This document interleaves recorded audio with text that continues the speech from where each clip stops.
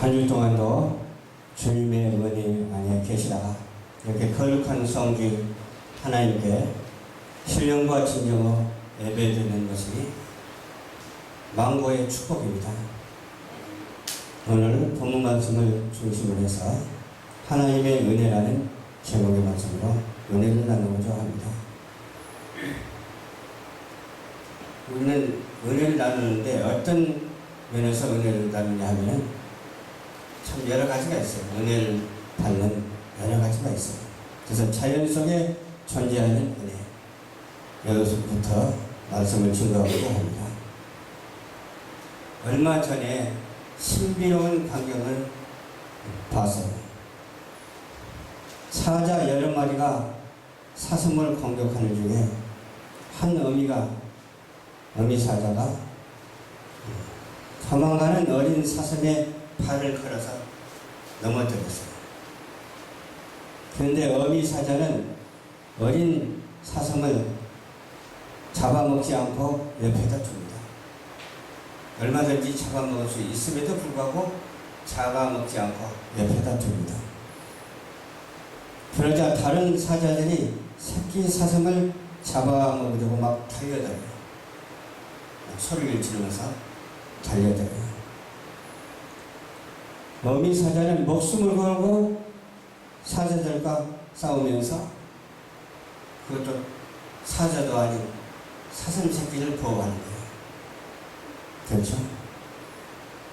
조용해지자 어린 사슴이 도망가는데 어미 사자는 그 도망가는 사슴을 보고 그냥 바라보고만 있는 거예요.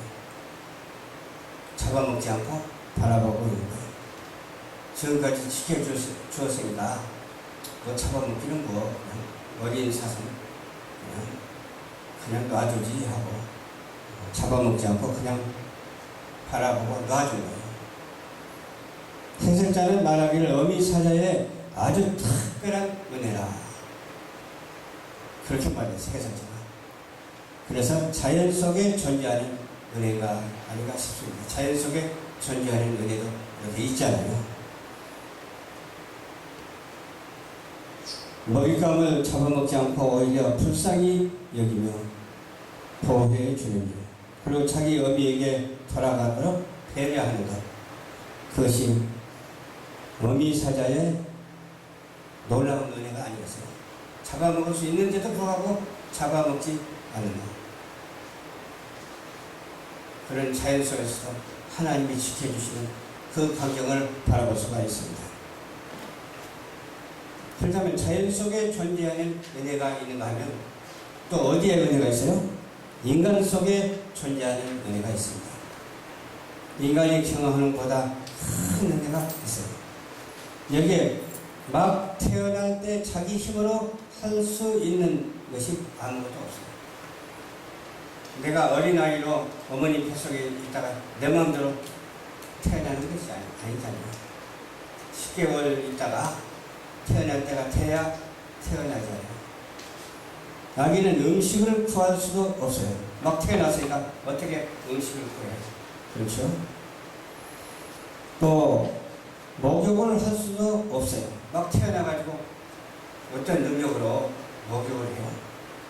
그렇지 않아요. 목욕을 할 수도 없고 추위를 막을 수도 있고 막을 수도 없고 더위를 피할 수도 없어. 그렇죠? 병에 걸려 죽기도 할 수 있는 것이 아무것도 없습니다. 병에 걸려서 죽을 수도 없고 어떻게 할 수도 없어요. 그게 얼마나 무기력한 아이입니까? 기력이 하나도 없잖아요.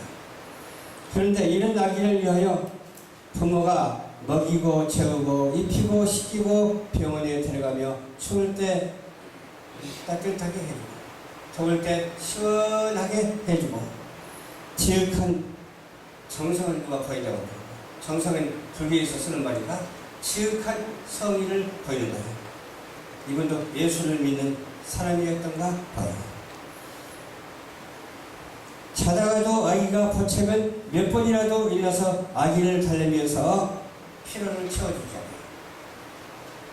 그냥 기저귀에다가 소대변을 봤으면 그냥 또 치워주고 그러잖아요. 울면은 가슴 까가지고 젖떠주고 그러잖아요. 그런 부모의 절대적인 은혜를 힘입어서 아기는 어떻게 살아가요? 탈없이 살아가는데 이 은혜가 무슨 은혜라고요? 인간 속에 존재하는 은혜다 그 말이에요. 자연 속에 존재하는 은혜가 있는가 하면 인간 속에서 존재하는 은혜를 이렇게 살펴봤잖아요. 우리 모두는 한때의 아기였어요. 한때는 아기였어요. 우리 모두는 저도 어린 시절을 보냈거든요. 어머니 생각이 지금도 나요. 참 기억력이 그때는 좋았던가 봐. 지금은 기억력이 별로 안 좋은데 그때 기억력이 좋아가지고서 어머니 젖 먹는 것까지도 생각이 나. 다른 사람한테 물어봤더니 생각이 안 난대. 그런데 저는 생각이 나더라고요. 젖 냄새가 어떻게 그렇게 향기로운지 몰라요. 그 젖 맛이 얼마나 좋은지 몰라요. 어린 아이였을 때 세상에서 부모의 은혜를 입지 않는 사람이 있을까요? 한 사람도 없어요. 그것이 인간 속에 존재하는 은혜, 창조적인 은혜요 주님의 사랑에 기인한 것이고 인간 생명의 소중함을 일깨워주는 그러한 모습이기도 합니다.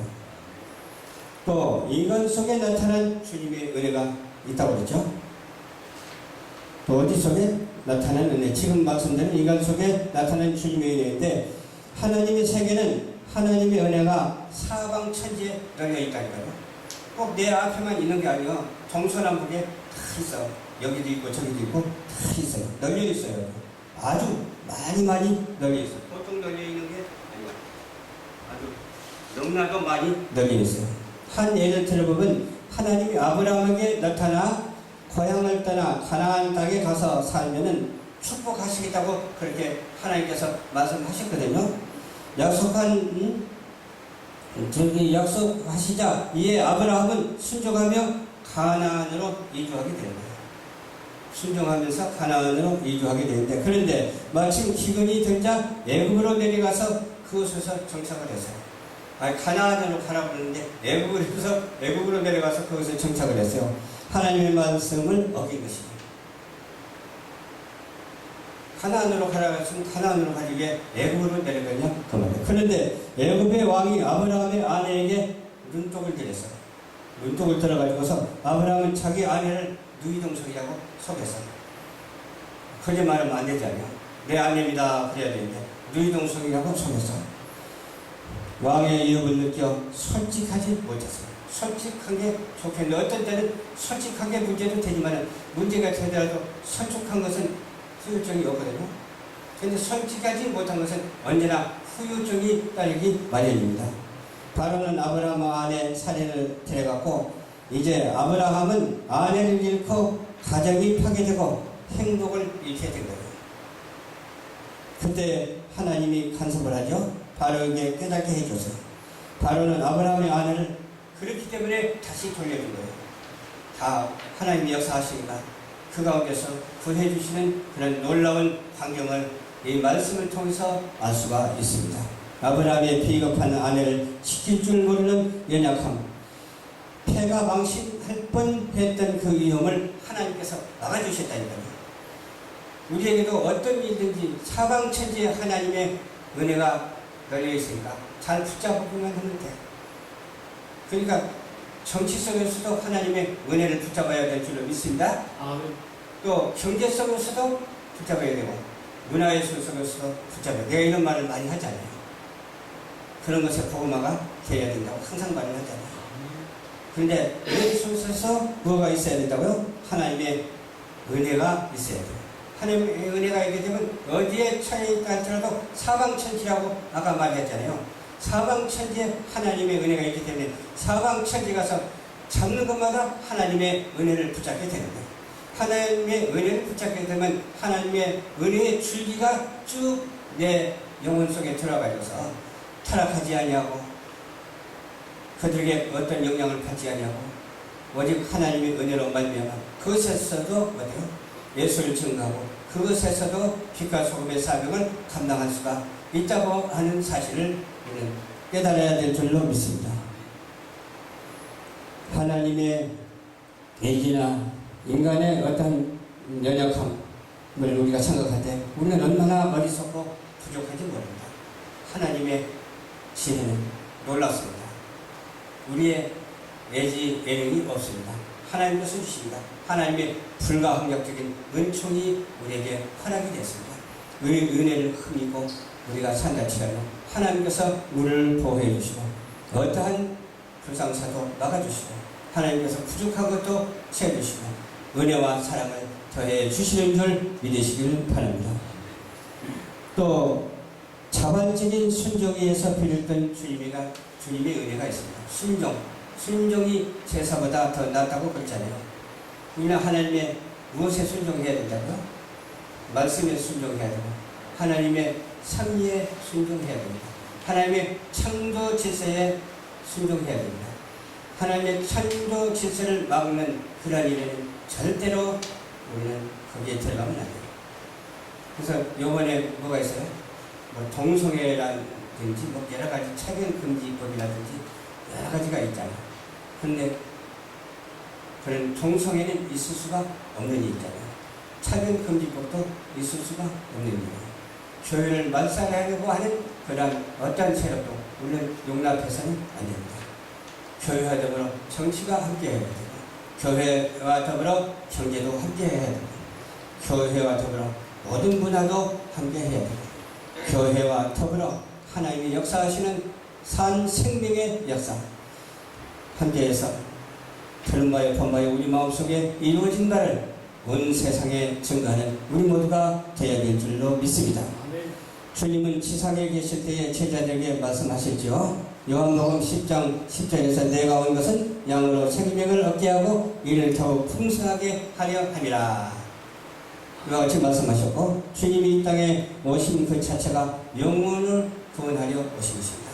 우리는 영원히 멸망당할 수밖에 없는 우리의 인생들을 위해서 자기 생명을 드리면서까지 우리를 구원의 약속을 해주시고 그를 성취하신 주님이십니다. 풍성한 은혜의 삶을 살게 하기 위해서 주님께서 그렇게 하신 것입니다. 우리도 풍성한 은혜의 삶을 지금 누리고 있잖아요. 혹시 시험을 받는다 할지라도 시험을 이기시기 바랍니다. 혹시 원수마귀 사단이 틈단다 할지라도 틈을 주지 말고 예수의 이름으로 물리치시기를 주님 이름으로 축원합니다. 또 요한복음 12장 47절에 말씀하시기를 내가 온 것은 세상을 심판하려 하심이 아니라고 했어요. 그리고 뭐라고 했어요? 세상을 구원하려 합니다. 지금은 가정에서 어떠한 일이 있다 할지라도 그 가정이 전부는 아니기 때문에 잘 극복하고 이겨나가야 될 줄로 믿습니다. 그 결과는 구원하려 오신다고 했잖아요. 이 세상을 축복하시고 이 세상을 구원하려고 오신다고 그러잖아요. 주님이 이 땅에 오신 궁극적인 목적은 인간이 속한 세상을 구원하기 위해서 오신 거예요. 그게 최종적으로는 어때요? 승리를 가져다 주실 줄로 믿습니다. 지금 가정 속에서 어려움이 있고 어떠한 상황에 처해 있다 할지라도 염려 근심할 필요가 전혀 없습니다. 왜? 하나님께서 이 과정을 통해서 이 훈련을 통해서 최고 승리를 가져다 주기 위한 것이기 때문에 그렇습니다. 마태복음 20장 28절에 말씀하시기를 인자가 온 것은 섬김을 받으려 함이 아니라고 했어요. 그리고 또 그 다음에 뭐라고 했어요? 도리어 섬기려 하고 자기 목숨을 많은 사람의 대성물로 주려 함이라. 이렇게 말씀하여 주셨어요. 하나님의 크신 은혜가 아닐 수가 없습니다. 저와 여러분들을 위해서 이 땅에 오셨어요. 아주 가깝게 말하면 나를 위해서 오셨어요. 아멘? 나를 위해 오신 주님. 그 주님을 날마다 기도하며 그 주님을 찬양하며 그 주님을 노래하며 그 주님을 전하면서 살아가는 축복된 우리 열방 전파 교회 성도들이 다 되시기를 주님 이름으로 축원드립니다. 또다시 말하자면 주님의 은혜의 사랑입니다. 은혜의 사랑. 여러 가지가 있는데 이 사랑의 은사처럼 중요한 것은 없죠. 사랑은 크다한 죄를 덮는다고 했습니다. 원수를 사랑하라. 오른밤을 치거든 왼밤을 내키더라. 내 이웃을 내 몸같이 사랑하라. 인간의 최고한 목적은 하나님을 영화롭게 하고 그를 위해서 영원토록 즐거워하는 것이다. 이렇게 우리는 알고 있잖아요. 근데 사랑하는 한 자가 누구입니까? 하나님이 애정하사 그때대로 부르시는 이분 자를 사랑해야 돼요. 지금은 험악하고 악하다 할지라도 저 사람이 예수 믿고 구원받겠다는 그 확신을 가지고 사랑하면서 전도하는 우리 모두가 되어야 될 줄을 믿습니다. 근데 그 결과가 뻔하고 그 결과가 지옥 가는 인생에게 백날 해봐야 무슨 소용이 있어. 우리는 모르잖아. 누가 지옥 가고 누가 천국 가는 인생인지 모르기 때문에 그저 전하기만 하면 아무 탈이 없어요. 지옥 가는 인생이라 할지라도 살인자를 할지라도 도둑질을 했다 할지라도 그 사람 회개하면 하나님께서 용서하시고 구원해 주시거든요. 우리는 정죄할 그런 심판자가 아닙니다. 심판주는 오직 예수 그리스도, 재림하시는 예수 그리스도밖에 없습니다. 그런데 오늘날 많은 사람들이 판단하고 심판하는 경우가 얼마나 많은지 몰라요. 오히려 그렇게 할 바에야 주님한테 맡기고 주님께 맡기고 주님께 기도하면 주님께서 알아서 하실 것 아니겠어요? 택한 백성이라면 구원을 해 주실 것이고 택하지 않는 백성이라면 주님이 구원을 해 주시겠어요? 우리는 누가 누군지 모르기 때문에 무조건 전도를 해야 되죠. 그러나 헛수고도 하지만 헛수고가 아닌 참된 수고가 우리에게 있게 되는 줄 믿으시기를 주님의 이름으로 축원합니다. 구원받지 못한 사람에서 헌신하고 충성하고 평생은 노력해본들 무슨 의미가 있겠어요?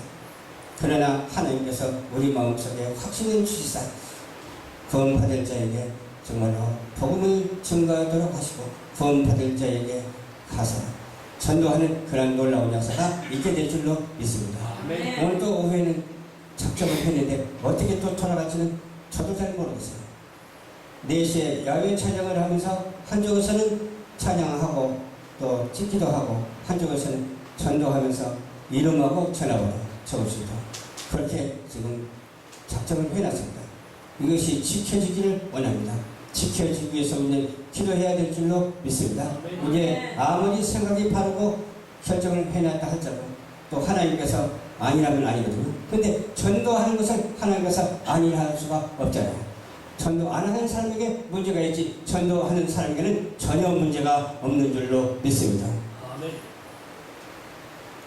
어떤 사람은 착한 사람을 위해서 죽는 사람도 있다고 해요.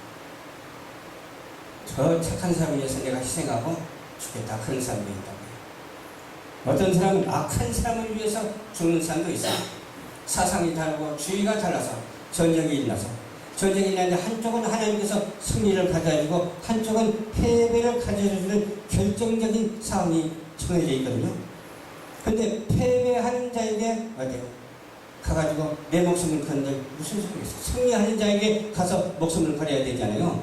누가 승리할지는 모르지만 하나님께서는 어디에 승리를 가져다줍니까? 하나님께 영광 돌리고 하나님을 아는 지식에 있는 군대를 하나님께서 쓰시고 영광을 받으신다고 하는 사실을 믿으시길 주님 이름으로 축원합니다. 우리 대한민국 국군도 하나님께서 사랑해 주시는 줄을 믿습니다. 우리 대한민국 정부도 하나님께서 사랑해 주시는 줄을 믿습니다. 그러면 사랑하는 정부, 사랑하는 국방 모두가 하나 돼서 이 나라 인민족을 살리는 하나님께 영광을 돌리는 하나님의 진리의 말씀대로 정치하고 하나님의 진리의 말씀대로 방어하고 수호하는 우리 정치와 국방이 되어야 될 줄로 믿습니다. 아멘. 무슨 자격이 우리가 있습니까? 아무 자격도 없잖아요.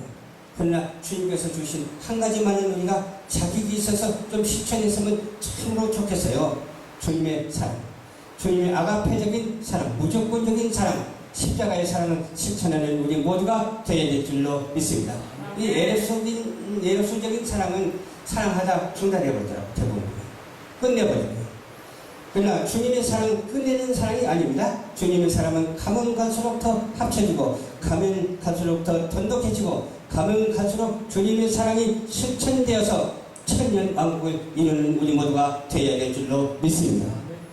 우리가 무슨 자격이 있습니까? 구원받을 자격도 없지만 주님의 그 십자가의 사랑 때문에 우리가 구원을 받았잖아요. 우리가 예수를 믿게 되고 우리가 정말로 복음을 전하게 되고 기도하게 되고 이런 막 천지의 사방에 하나님의 일이 너무너무 많은데 다 거기에 적용하게 되고 거기에서 또 하나님의 빛과 소명의 사명을 빛과 소금의 사명을 감당하잖아요. 감당하는 우리에게 하나님의 절대적인 은혜와 사랑이 덧입혀서 충성, 봉사, 순종, 헌신하는 우리 모두가 다 되어야 될 줄로 믿습니다. 아멘. 인간은 주님의 오묘한 사랑의 넓이와 깊이와 높이와 길이는 도저히 헤아릴 수가 없습니다. 근데 주님께서 가르쳐 주시잖아요. 주님께서 말씀을 우리에게 가르쳐 주시잖아요. 주님께서 우리에게 은혜를 날마다 더해 주시잖아요. 그 은혜와 사랑이 감사해서 천지 지으신 유아 앞에 감사하면서 그 인자하심이 영원하다고 찬양하며 찬미의 세계를 열어가는 우리 축복된 방송교회 열방전파교회가 되어야 될 줄로 믿습니다. 아기가 태어나서는 아무것도 할 수 없을 때 엄마의 일방적인 은혜가 아기를 살려요. 아기는 뭣도 모르고 막 도로도 막 그냥 횡단해요. 그래서 어머니가 옆에 있다가 야, 차 위험하다 그리 가지 마라 하고 딱 붙잡아 주잖아요. 방어하는 능력이 없거든요. 어머니가 옆에서 방어해 주는 거예요. 그와 마찬가지로 우리 인간은 아무 능력도 없습니다. 아무 능력도 없는데 어미가 아기를 보호하듯이 하나님이 우리 인생길을 책임져주시고 보호해 주신 줄 믿으시면서 끝까지 정말로 주님이 인도하는 길로 따곡따곡 걸어가면서 순종하면서 순응하면서 체험하면서 생각하면서 말하면서 그렇게 살아가는 우리 모두가 되시기를 주님의 이름으로 축원합니다.